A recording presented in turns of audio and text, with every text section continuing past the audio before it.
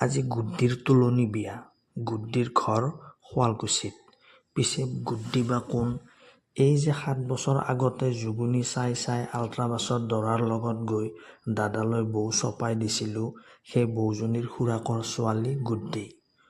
ময়ো আহিলোঁ, ৰভাতলিত বহিলোঁ, এংগল সলাই ফটো মাৰিলোঁ আৰু ভিডিঅ'টি এইকাৰণে আগবঢ়ালোঁ। আঞ্জা ভাত, ৱাহ মজ্জা। 4 ঠেঙীয়া ছাগলী, ৱাহ মজ্জা। ঠেং নথকা মাছৰ জোল, ৱাহ মজ্জা।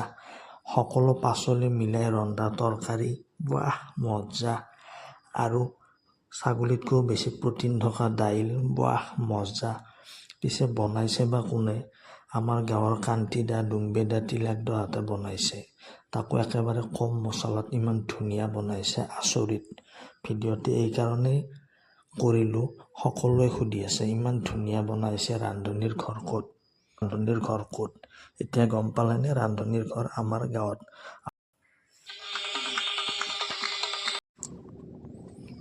এনেকুৱা উৎকৃষ্ট মানৰ সুন্দৰ খানাৰ বাবে আপুনিও যোগাযোগ কৰিব পাৰে আৰু ভিডিঅ'টিও লাইক কমেণ্ট কৰি দিব পাৰে, শ্বেয়াৰো কৰিব পাৰে।